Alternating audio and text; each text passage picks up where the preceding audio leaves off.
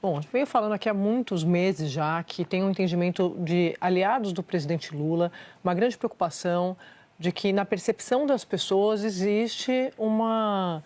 É como se as pessoas entendessem o presidente Lula como aliado do Alexandre de Moraes, principalmente por causa da figura do Alexandre de Moraes, da importância do ministro Moraes no julgamento do golpe, do 8 de janeiro. Então, a preocupação é de que isso venha prejudicar, obviamente, na eleição. Então, quando a gente fala, quando o presidente fala, olha, aconselhei, eu estava aqui lendo, eu disse para o companheiro Moraes, você fez uma biografia histórica nesse país com o julgamento do 8 de janeiro, não permita que o Vorcado jogue fora a sua biografia, está falando para uma pessoa que ele gosta, né? Tá ali, tem uma relação com o ministro Moraes. E essa é a grande preocupação da PF, de que isso tenha algum tipo de desgaste na eleição. Boa tarde, Sadi, boa tarde, amigos, boa tarde, assinantes. Ele chega espontaneamente a falar na declaração companheiro Alexandre de Moraes, que é uma maneira que ele usa sempre para se relacionar, não necessariamente com companheiros de partido, mas com pessoas com quem ele compartilha alguma afeição. Eu concordo contigo, mas acho que não é só sobre o futuro, não, sobre a eleição, mas é sobre o passado também. Que haja uma contaminação do julgamento do golpe, da tentativa de golpe do 8 de janeiro, por conta de revelações, por conta dessa confusão envolvendo, na verdade, 3 ministros do Supremo com o Banco Master. É bom lembrar que não é só Alexandre de Moraes, mas também Dias Toffoli e Cássio Nunes Marques. Esses 3 têm alguma coisa envolvendo mulher, família, irmão, etc., com o Banco Master, mas ele está falando com Alexandre de Moraes. Então, acho que tem um temor de que contamine o passado. Porque, como já disse o Gustavo Franco, né, o Brasil é um país em que não se consegue nem prever o passado. Né? Então, isso pode... Até o passado é incerto. Passado é incerto, até o passado é incerto. Uma frase de um ex-presidente do Banco Central, né? Muito acertado. Então, tem essa percepção e, ao mesmo tempo, também eu acho que tira a dúvida da teoria de que existia uma tentativa de se atacar o Supremo com bases infundadas.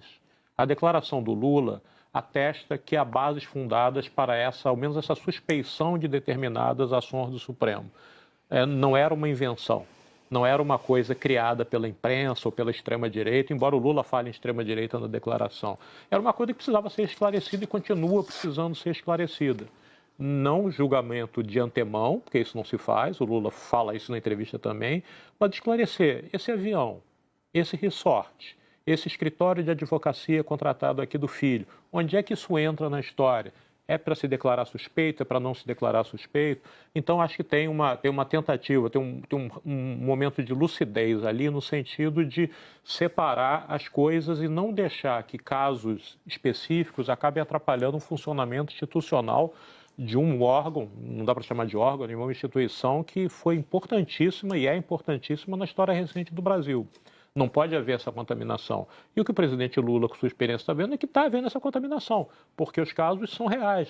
A cada dia surgem novas informações que mostram que tem uma zona cinza ali, um território meio pantanoso entre o interesse institucional e o interesse privado de ministros e parentes. E, Joel, já falei aqui algumas vezes também, tem um incômodo ali do Palácio, de ministros do governo, além do ministro Moraes, né, dessa relação, dessa imagem, a questão do Toffoli, que o presidente não cita, a gente não tem aqui não tem essa fala do presidente na entrevista, mas a percepção das pessoas de que o Toffoli seria ligado ao governo, porque Lula indicou o Toffoli lá atrás, tudo aquilo que a gente sabe.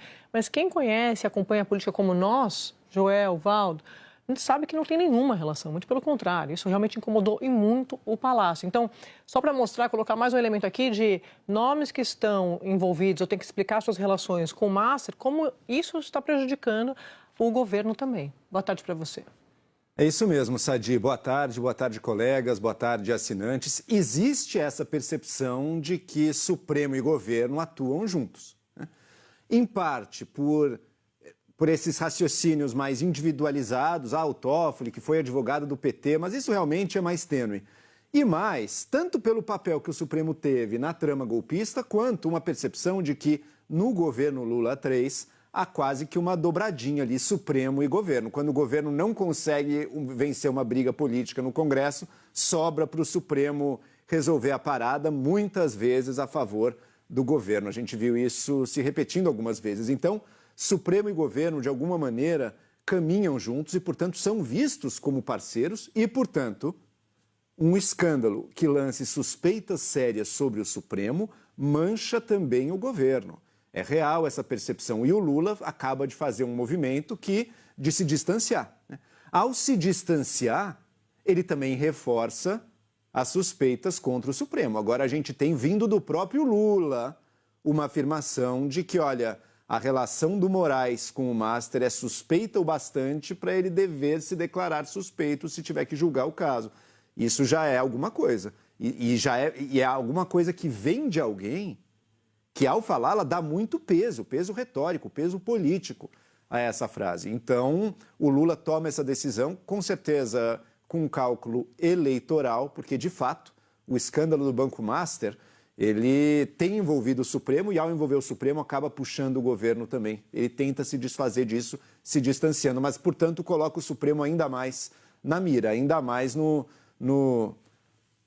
lugar daqueles que devem ser, muito mais do que declarado suspeito, como sugere o Lula, mas que deve ser, talvez a gente volte a discutir esse tema hoje no programa, investigados. É isso de que a República Brasileira depende, é isso de que a própria reputação do Supremo Tribunal Federal e a sua legitimidade daqui para frente dependem.